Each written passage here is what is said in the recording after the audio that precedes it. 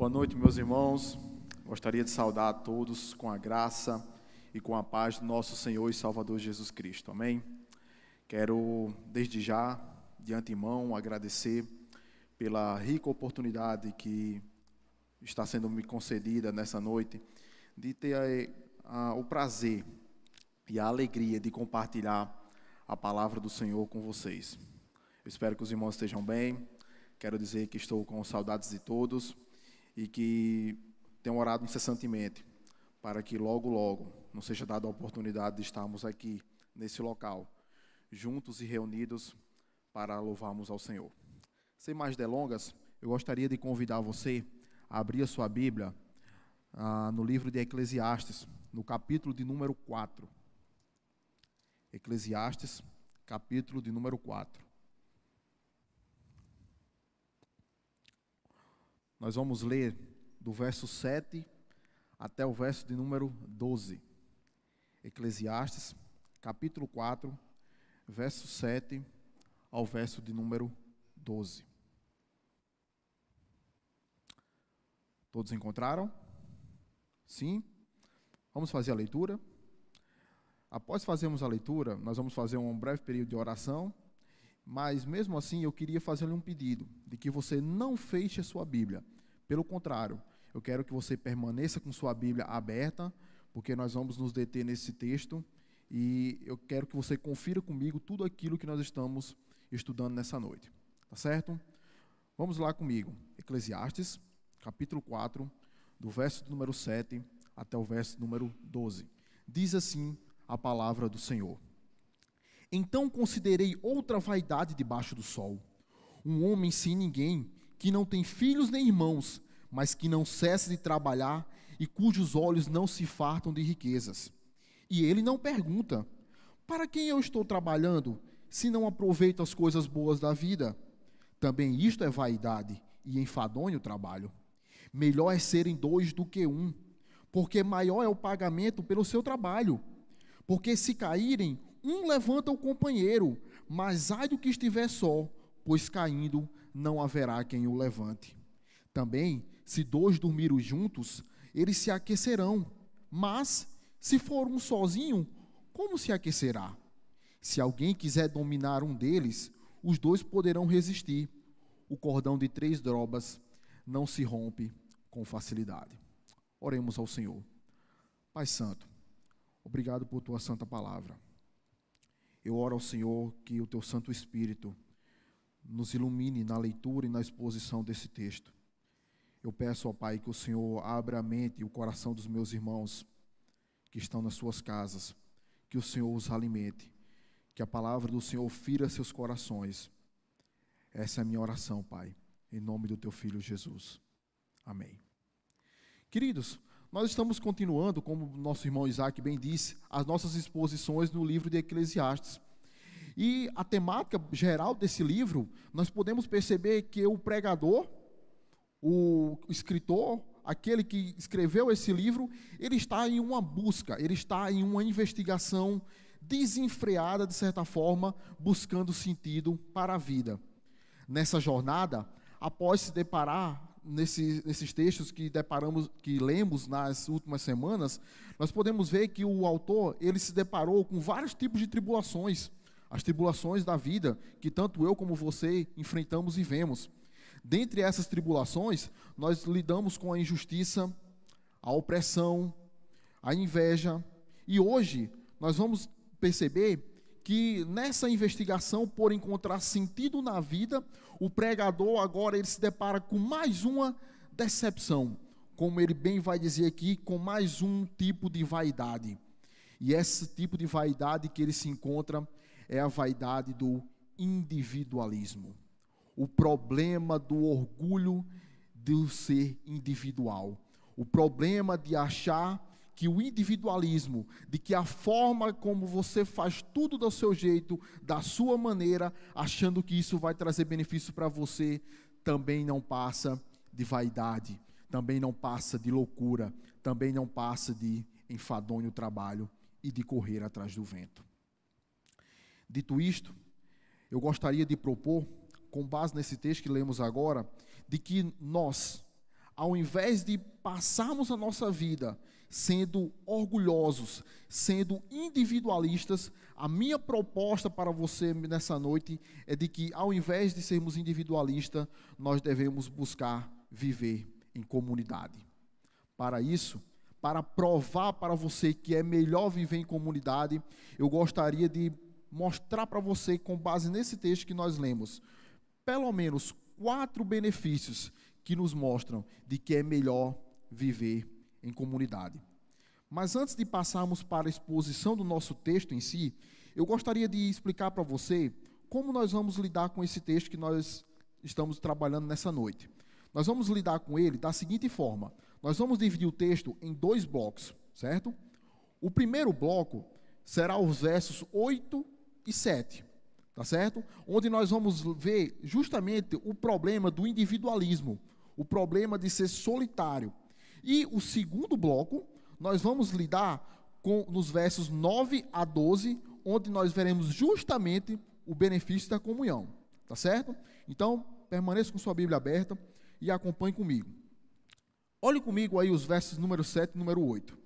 O texto nos diz que nessa investigação por encontrar sentido na vida, o pregador agora ele se depara com mais um tipo de problema. Ele se depara com outra vaidade. É tanto que ele diz aí para mim e para você, não é isso? Então, considerei outra vaidade. Por que ele diz outra? Porque justamente ele já passou por algumas das quais nós citamos um pouco aqui.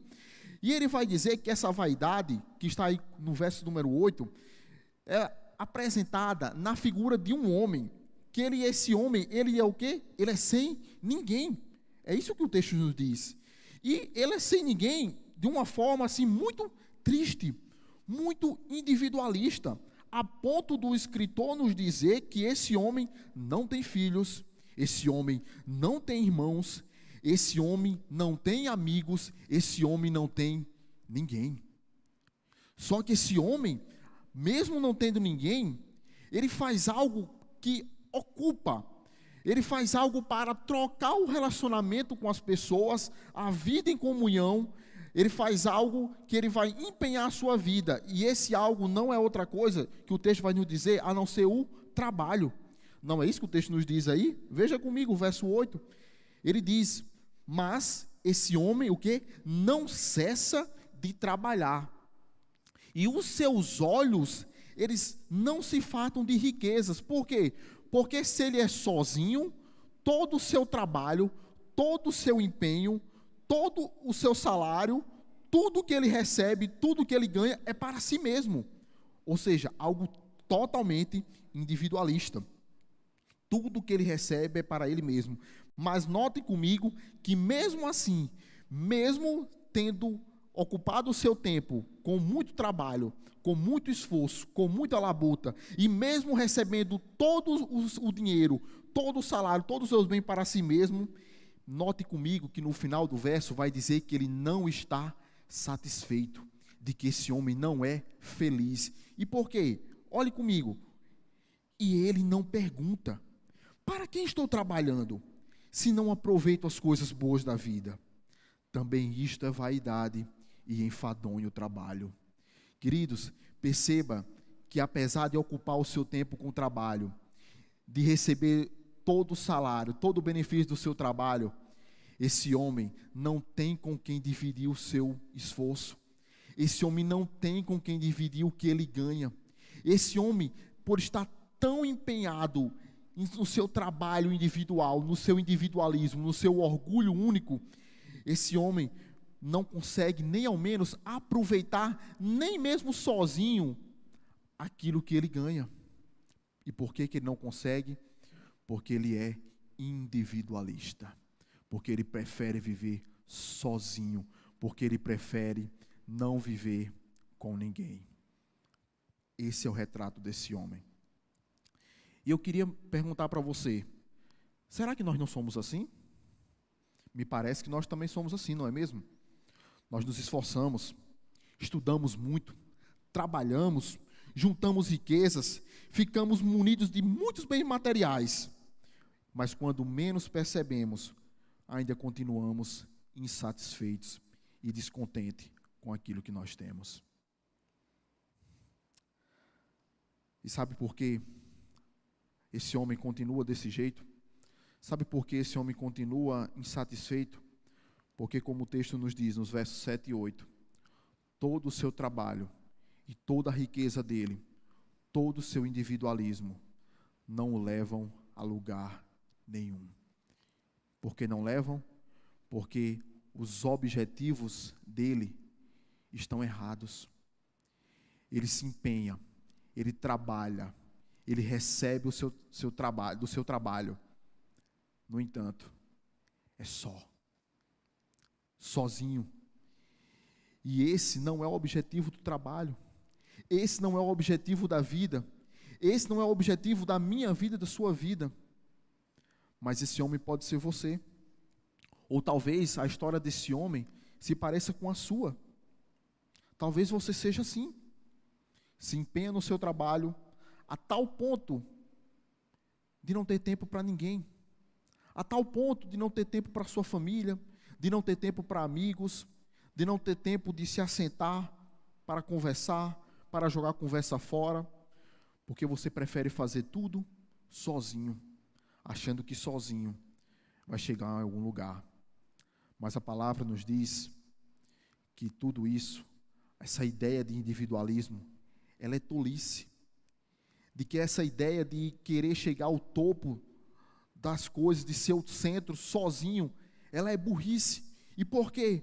Porque isso é passageiro, isso é efêmero, isso é vaidade.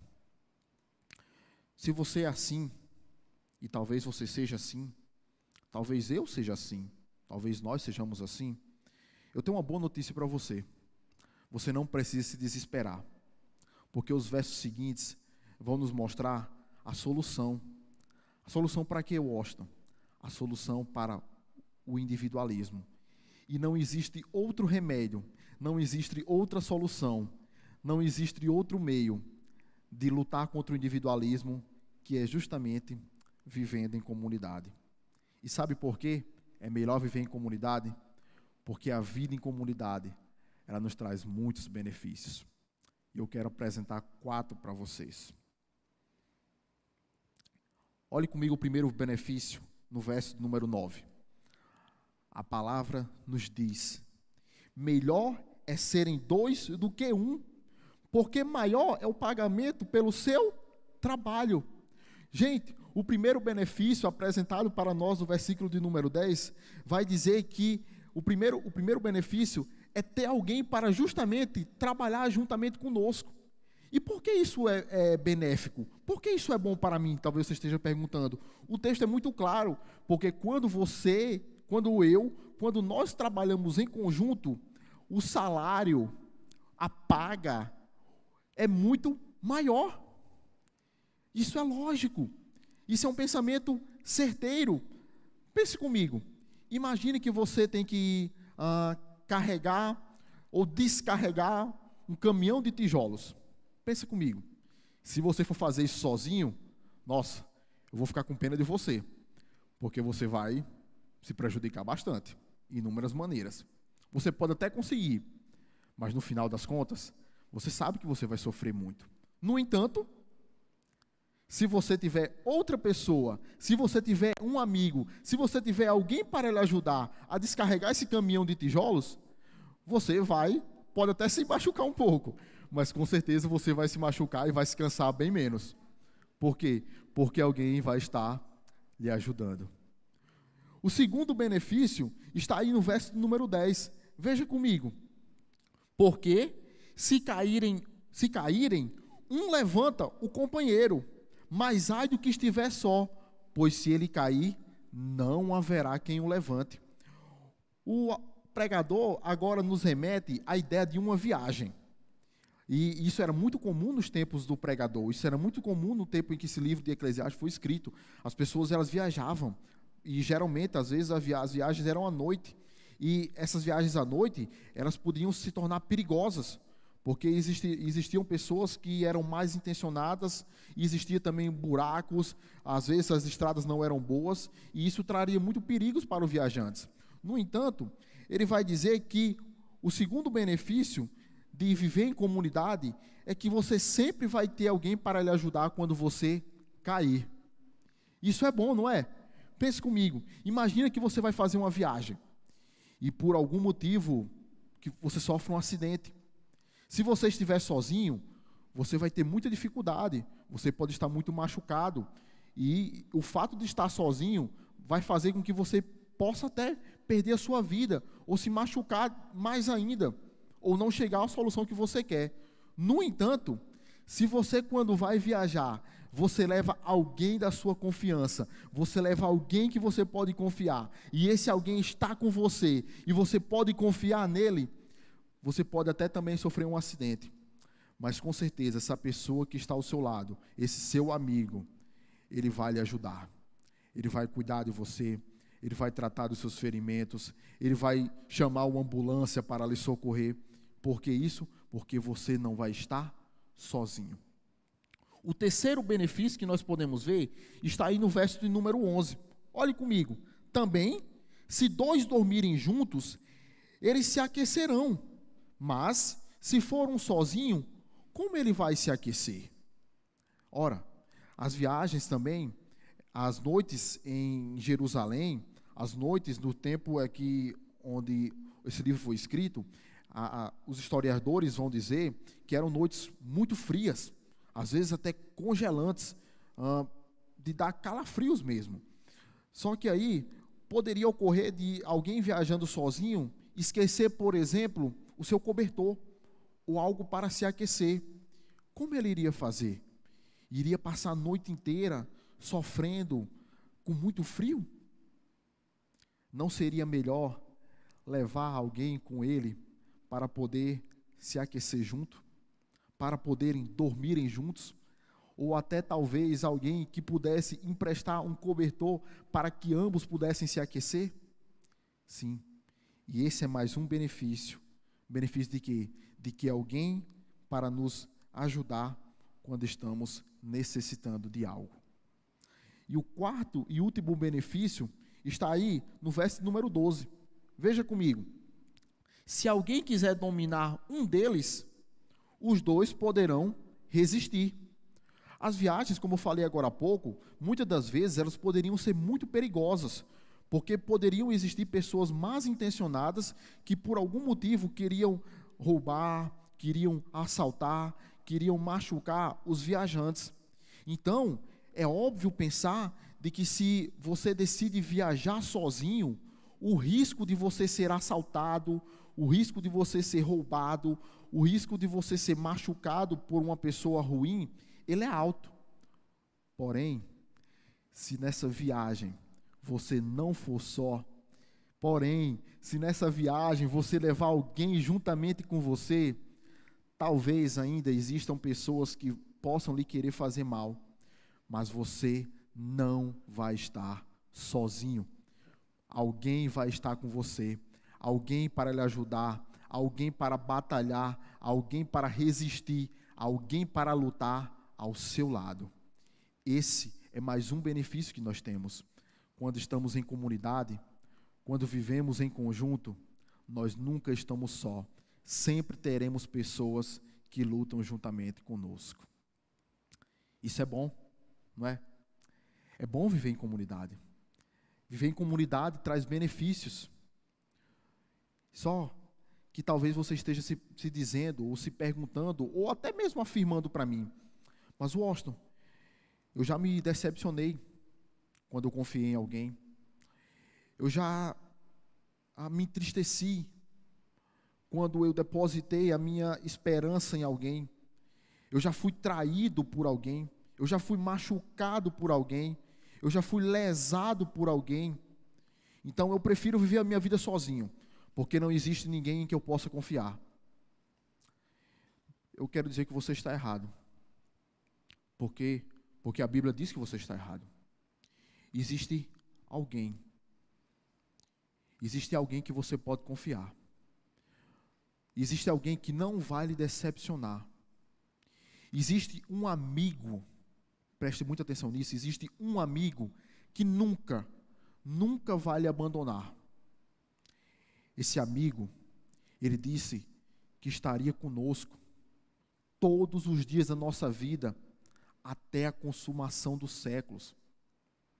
Esse amigo, conforme diz Hebreus, que nós inclusive lemos ontem, para você que acompanha a nossa leitura do Novo Testamento em um mês, esse amigo, ele diz que nunca desampararei aqueles que são meus. Nunca te deixarei, jamais te desamparei. É o que nos diz a Escritura. Sabe quem é esse amigo? Eu acho que você sabe também. Esse amigo é Jesus. E ele não pode ser outro. Eu queria que você abrisse comigo a sua Bíblia, no Evangelho segundo escreveu João, no capítulo de número 15. Eu quero mostrar para você o que esse amigo fez por você. Abra comigo, por favor. Eu vou esperar, eu quero que você leia comigo esse texto e de que você se maravilhe com esse que nunca lhe deixa, com esse que nunca lhe desampara. Você encontrou o texto? Podemos ler? Veja o que diz João, capítulo 15, verso 13 ao verso de número 15. Assim diz o Senhor Jesus Cristo para nós: ninguém tem maior amor do que aquele que dá a sua vida pelos seus amigos. Vocês serão meus amigos se fizerem o que eu ordeno. Já não chamo vocês de servos, porque o servo não sabe o que faz o seu senhor. Em vez disso, eu chamo vocês de amigos, porque tudo que eu ouvi do meu Pai, eu tornei conhecido a vocês. Queridos, sabe por que Jesus é o melhor amigo? Sabe por que Jesus é o melhor companheiro de viagem? Sabe por que Jesus é aquele que nunca lhe deixa? Não é só porque somente Ele nos disse isso, mas somente isso seria suficiente, porque se Ele disse, Ele é fiel e Ele cumpre tudo aquilo que Ele nos disse. No entanto, perceba que o texto vai começar nos dizendo que ninguém tem amor maior do que aquele que entrega a sua vida por seus amigos, e foi isso que Jesus fez. Foi isso que Ele fez por mim, foi isso que Ele fez por você, foi isso que Ele fez por nós. O quê? Ele entregou a sua vida por mim e por você. E sabe por que Ele fez isso? Não é porque nós somos bonzinhos, não é porque você é um bom garoto, não é porque você é uma boa menina, não. Ele fez isso porque Ele nos ama. Romanos capítulo 5 vai nos dizer que Deus prova o seu amor para conosco pelo fato de ter Ele, Cristo, morrido por nós quando nós ainda éramos inimigos. É o que a palavra nos diz. Então, mesmo quando nós não o amávamos, mesmo quando nós não queríamos saber de Cristo, ainda assim Ele nos amou e se entregou por nós, morrendo em uma cruz para pagar uma dívida que é minha, uma dívida que era minha, uma dívida que era sua, que Ele pagou derramando o seu sangue. Não pense que acabou por aí. Jesus não somente morreu, Jesus ressuscitou ao terceiro dia para a nossa justificação. E hoje, Ele está assentado à direita de Deus. E sabe fazendo o quê? Intercedendo por mim, intercedendo por você, intercedendo por nós. E sabe por que Ele faz isso? Porque o texto de João é claro. Porque agora Ele nos chama de amigos. Esse sim, em Cristo, em Jesus, você pode confiar. E não pense também que acabou por aí. Além de ter morrido, ressuscitado e interceder por nós até hoje, assim como fará para sempre, a Bíblia nos diz que Ele enviou seu Espírito Santo. E sabe para quê? Para justamente quando nós estivermos nos sentindo só, nós tenhamos alguém para nos consolar, pois assim o seu Espírito é conhecido como o Consolador. Cristo fez isso. Paulo, em um dos meus textos prediletos da Bíblia, 2 Timóteo, capítulo 4, no final do capítulo, Paulo vai dizer, quando ele estava ali perante as autoridades romanas, quando ele vai apresentar a sua defesa, ele vai dizer que ninguém, assim como esse homem de Eclesiastes, ninguém estava com ele, pelo contrário, todos o abandonaram. Mas o texto não termina aí. Paulo diz, mas o Senhor me assistiu e me revestiu de forças. Quando todos lhe abandonam, Ele, Cristo, o verdadeiro amigo, o verdadeiro companheiro de viagem, permanece com você. Está com você em vida e estará com você e comigo, conosco, na morte também. Na morte também. O amor de Deus, entregando Jesus para morrer por mim e por você, ele é tão grande, queridos, que lá em Romanos, no capítulo 8, vai dizer que não importa o que aconteça, nós podemos estar seguros nele. Sabe por quê? Porque nada, isso resume aquela porção do final do capítulo 8, nada, nem a morte, nem a vida, nem os principados, nem as potestades, nem anjos, nem demônios, nem a fome, nem a nudez, nada pode nos separar do amor de Deus que está em Cristo Jesus, o nosso Senhor. Você pode ter segurança, você pode confiar nesse amigo, porque Ele não lhe abandona. Existe uma canção que eu gosto muito, de um cantor chamado Sérgio Lopes, que ele vai dizer, tente lembrar, se alguma vez Jesus lhe abandonou, tente lembrar, quantas vezes Ele já te levantou. Ele, o amigo verdadeiro, nele você pode confiar. Onde está a sua confiança? Você prefere viver sozinho? Você prefere ser um individualista? Você prefere pôr as suas esperanças em você? A Bíblia vai dizer que maldito o homem que confia no homem. Não é, nesse texto, Jeremias não está falando de pôr a sua confiança em outra pessoa. Não, mas esse texto está falando de pôr a sua confiança em você mesmo. Em si mesmo. Maldito é esse homem. Mas as Escrituras nos chamam, nos convidam a colocar a nossa confiança no verdadeiro amigo. E esse não é outro, Jesus Cristo, o Filho de Deus. E você acha que a obra de Cristo parou por aí? Não. Existe uma outra aplicação para mim, para você nessa noite, que eu gostaria que você atentasse também. Quando Cristo morreu, Ele não morreu só por mim, Ele não morreu só por você, mas Ele morreu por muitas pessoas. A Bíblia chama essas pessoas de os eleitos de Deus. A Bíblia dá outro nome para essas pessoas. Essas pessoas, elas são a igreja de Deus. E essa igreja de Deus, ela é chamada em Efésios de o corpo de Cristo. E sabe por que ela é chamada de corpo de Cristo? Porque foi Ele mesmo que comprou a igreja por seu sangue. De modo que Ele, Cristo, é conhecido como sendo a cabeça desse corpo. Nesse corpo, nessa comunidade, nessas pessoas pelas quais Cristo morreu, existem inúmeros benefícios que você pode ser presenteado. Vocês lembram dos benefícios dos quais nós falamos agora há pouco? Dos 4? Eu gostaria de relembrá-los, e mais do que isso, eu gostaria de mostrar para você de que nessa comunidade, na vida em comunhão, na vida conjunta, você pode experimentar desses benefícios. O primeiro benefício que nós falamos é de que quando nós trabalhamos juntamente com alguém, o nosso salário é maior.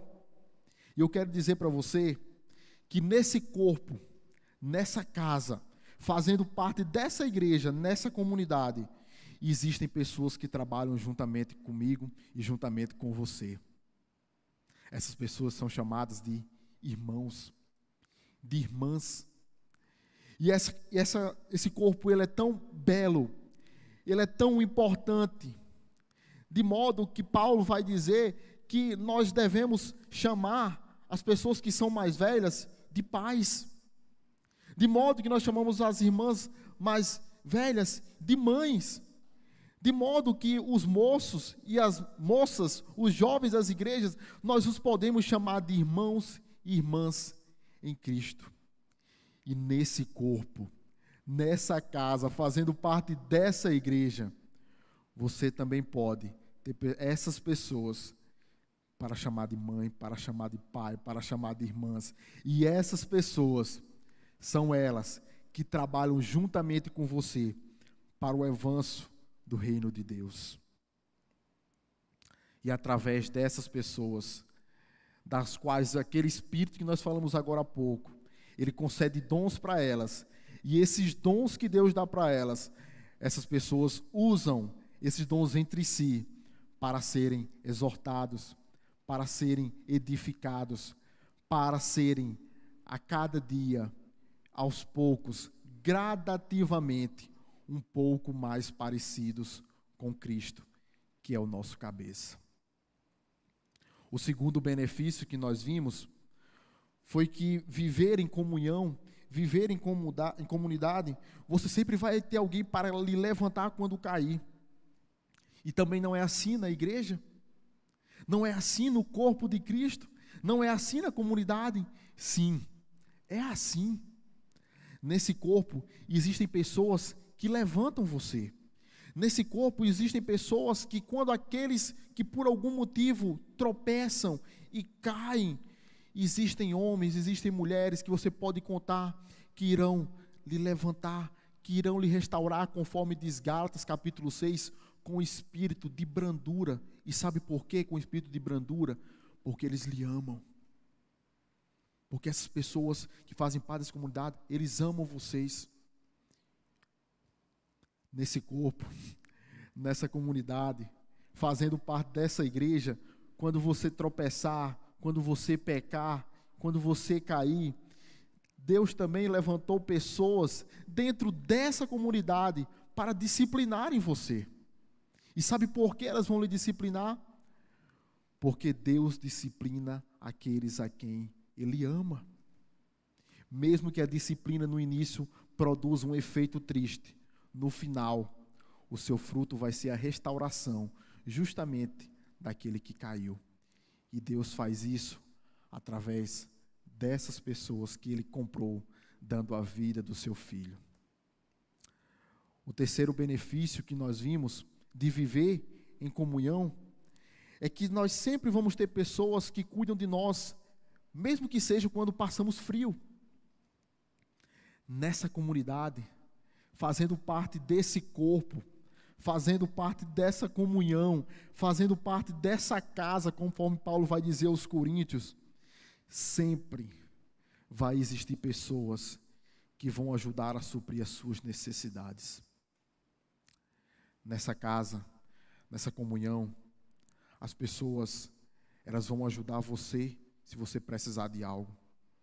Elas vão dar as roupas para um bazar, e nesse bazar, às vezes as pessoas que doaram as roupas, elas compram as roupas para ajudar aqueles que precisam. Nesse corpo, nós às vezes fazemos feijoadas, e às vezes nós doamos os ingredientes das feijoadas, e compramos a feijoada da qual nós doamos os ingredientes, somente para ajudar aqueles que precisam de alguma forma. Nesse corpo, existem pessoas que vão chorar com você quando você estiver chorando. E também existem pessoas que vão se alegrar com você quando você estiver alegre. Você não encontra isso em nenhum lugar. Você só encontra isso fazendo parte da verdadeira comunhão, fazendo parte do corpo de Cristo. Por último, o quarto benefício que nós vimos agora há pouco foi que, vivendo em comunhão e dizendo não ao individualismo, nós sempre vamos ter alguém para lutar juntamente conosco. É nessa igreja, é nesse corpo, É fazendo parte dessa comunidade também, que nós sempre, quando feridos, vamos ter alguém para sarar nossas feridas. É nesse corpo que nós perseveramos, que nós lutamos juntos pela fé do Evangelho. É nesse corpo que nós combatemos os lobos que querem justamente atacar as nossas ovelhas. É nesse corpo que nós lutamos contra aqueles que querem ensinar falsas doutrinas, que querem trazer falsos ensinamentos. E como Judas vai dizer na sua epístola, vamos combatê-los. Vamos combatê-los e vamos combatê-los juntos. Porque é assim que deve ser o corpo. É assim que é o corpo. E você só encontra isso, pessoas para lutar juntamente com você, na verdadeira comunhão, na verdadeira comunidade, fazendo parte do corpo de Cristo, a igreja do Senhor. Talvez você esteja pensando aí agora na sua casa, mas Washington, você só está falando dos benefícios de viver em comunhão. Mas e a parte ruim? E a parte ruim da igreja? E aquelas pessoas que são falhas, que estão dentro da igreja? A resposta que eu tenho para você é de que isso também é verdade. Na igreja, existem pessoas que são falhas. Na igreja, existem muitos defeitos. Mas sabe por que na igreja existem defeitos? Porque a igreja, justamente, ela é constituída por mim e por você, por nós, que somos pessoas imperfeitas. E eu quero dizer para você também que está pensando isso aí com você mesmo, do lado negativo da igreja, eu quero dizer que apesar de a igreja possuir muitos defeitos, eu tenho uma plena convicção de que a igreja, o corpo de Cristo, a verdadeira comunhão, a verdadeira comunidade, ela é o melhor lugar para se estar. E sabe por que ela é o melhor lugar para se estar? Porque mesmo apesar dos seus defeitos, mesmo apesar de tendo pessoas cheias de pecados, esses pecadores, eles não são conhecidos mais como os condenados, mas eles são reconhecidos como comprados, como justificados, como santos, lavados e remidos pelo sangue de Jesus Cristo. Não existem motivos para você não querer fazer parte dessa comunhão. Mesmo cheia de defeitos, mesmo cheia de falhas. Aqui, a comunhão, a igreja de Deus espalhada pela terra, ela é o local onde Deus nos abençoa. E eu quero concluir essa minha reflexão da palavra de hoje, convidando você a olhar para o versículo número 12 de Eclesiastes, mais uma vez. Olhe comigo o texto. Eu quero que você olhe especificamente a parte B do versículo de número 12, que nos diz: o cordão de 3 dobras não se rompe com facilidade. O cordão de 3 dobras não se rompe com facilidade. Perceba que o pregador vem construindo um argumento. Primeiro ele conta a história de um homem que é individualista, solitário, insatisfeito. Depois ele nos mostra justamente os benefícios de não ser individualista, mas os benefícios de viver em comunhão verdadeira com nossos irmãos. Só que no final, só que ele está fazendo isso falando de quê? De dupla, não é isso? Olha o versículo 9. Melhor é serem o quê? 2 do que 1. Quando chega no versículo número 12, na parte B, ele vai dizer que agora não são mais 2, mas agora são o quê? São 3. Isso é incrível, isso é maravilhoso. Sabe por que isso é maravilhoso? Porque isso nos traz 2 ensinamentos lindos. E esses 2 ensinamentos são: o primeiro, de que quanto mais, melhor. Ora, se trabalhando em dupla, eu vou ter um melhor salário, eu vou ter alguém para compartilhar, eu vou ter alguém para crescer junto. Se eu trabalhar em 3, o meu trabalho será feito com mais excelência ainda, eu vou receber um melhor salário e eu vou ter pessoas para compartilhar ainda mais, assim como os outros benefícios. E o segundo ensinamento, que a parte B do verso 12 nos diz, é de que sempre, escute bem isso, sempre as portas dessa casa, elas estarão abertas para mais um. Aqui não é que nem coração de mãe. Aqui é melhor do que coração de mãe. Aqui é coração de pai. Aqui é coração de Deus. Sempre cabe mais um. Sempre cabe mais um. As portas dessa casa, as portas dessa comunhão, as portas dessa comunidade, elas estão abertas. Elas estão abertas para você. Elas estão abertas. Hoje, você que me assiste, você tem a oportunidade de fazer parte dessa comunidade também.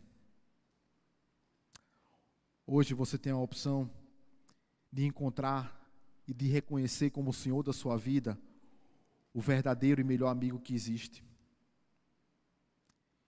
Percebe o que Ele fez por você? Nele você pode confiar. Hoje, você pode, além de reconhecê-lo como o Senhor da sua vida, você pode também começar a fazer parte dessa comunhão. Você pode começar a fazer parte da igreja do Senhor.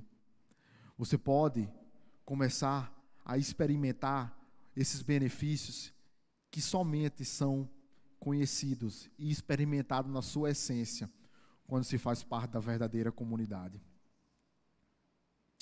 E você também que me assiste, talvez você já foi alguém que fez parte da comunidade, de alguma igreja do Senhor espalhado pelos cantos do mundo. Talvez você já fez parte dessa comunhão, mas por algum motivo algo aconteceu, uma frustração, talvez até o individualismo, talvez até por suas próprias pretensões, você foi levado a se afastar dessa comunhão. E você hoje está desviado dela. E você não desfruta desses benefícios da verdadeira comunidade. Mas o verso 12 diz que o cordão de 3 dobras, ele não se rompe com facilidade. Se você está afastado da comunhão, aqui tem sempre espaço para mais um. Aqui tem pessoas falhas. Já vou logo lhe avisando.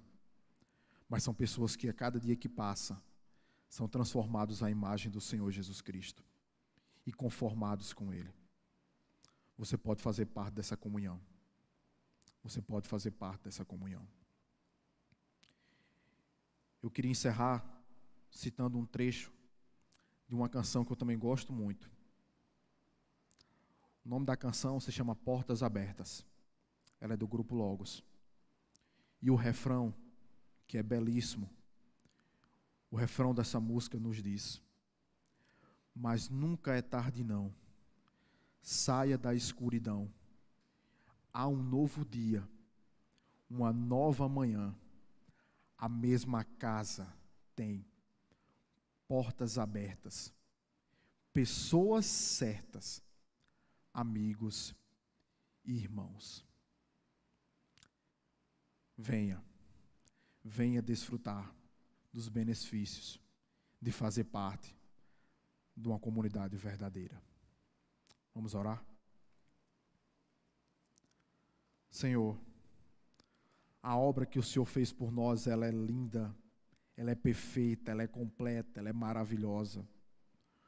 O Senhor nos deu teu Filho quando nós ainda éramos teus inimigos, quando ainda éramos pecadores.